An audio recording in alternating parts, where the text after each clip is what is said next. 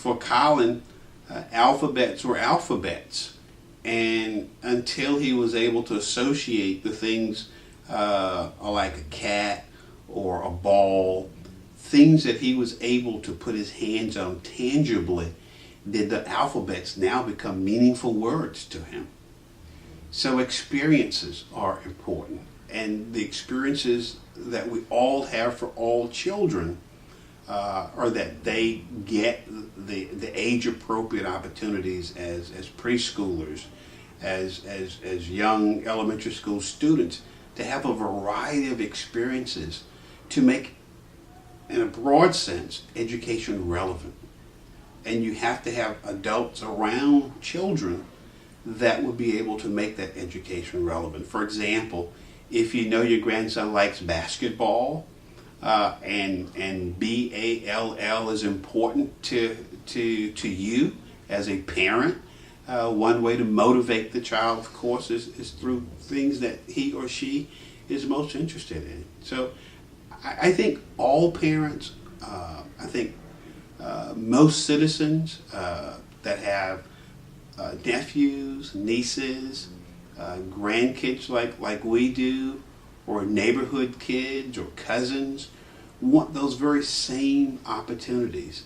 And as a community, we have to have that same commitment for other people's children as we have for our own children, our own relatives. And that is to say, to make sure that the environment supports those high expectations that we have for our kids. We have those same high expectations and environment with resources for other people's children, just like we do our own. I think we talk about that a lot. We say verbally that we really want to have the best school system for all kids. I think we say we're committed to excellence. We say we're committed to equity.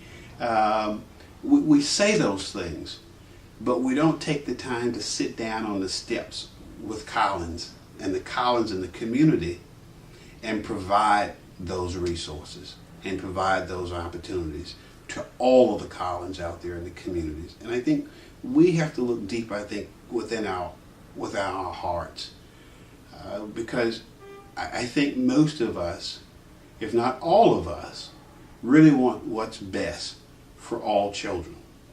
We're going to have to make a commitment to make sure that those opportunities are available. And I grew up in First Ward here in Charlotte, and in that community was my father and myself in my own household. It was a single parent household in First Ward, and there were other people in the neighborhood. And when I talk about a commitment of the community has all kinds of attributes and resources. So the commitment can be in different forms. It can come in different formats.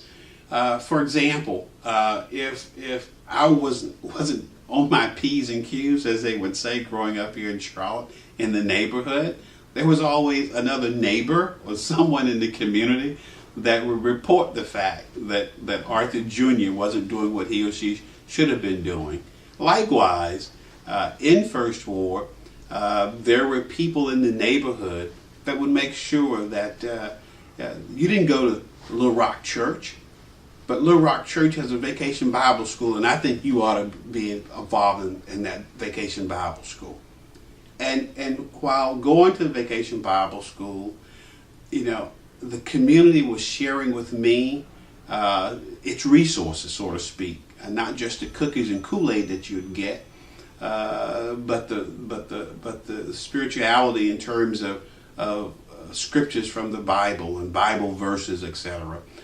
Trying to build my character, and that's not to say that there was a hole in my household, but even if there was a hole in my household in terms of my single parent family growing up, the neighborhood saw the children as a part of the neighborhood and not singularly as a part of that household at 316 East 6th Street Court in Charlotte, North Carolina.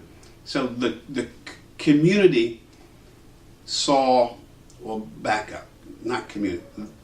I was a part of the neighborhood, and therefore neighbors who had something to share and give to help me grow and to grow stronger, they shared it. And everybody in my neighborhood was either on food stamps. Not everybody in my neighborhood. The people on my street were on food stamps. Didn't have a whole lot. They didn't have food stamps back then. They had commodity food. Let me correct that. They had commodity food back in the old days. Big blocks of cheese, big stuff of powdered eggs. Some of you folk might remember that. But there were others in the neighborhood that were professionals and would also try to share with those who didn't have certain resources. So it was a community where we looked out for each other to a degree. And when you talk about schools and talk about the Charlotte community can do the very same thing in terms of providing resources, both indirect and direct resources. It's not always about money. For example, youngsters could be in organizations. We didn't have organizations back when I was growing up that were formalized in terms of boys and girls clubs on my street and on my block. But think about the resources that are available today.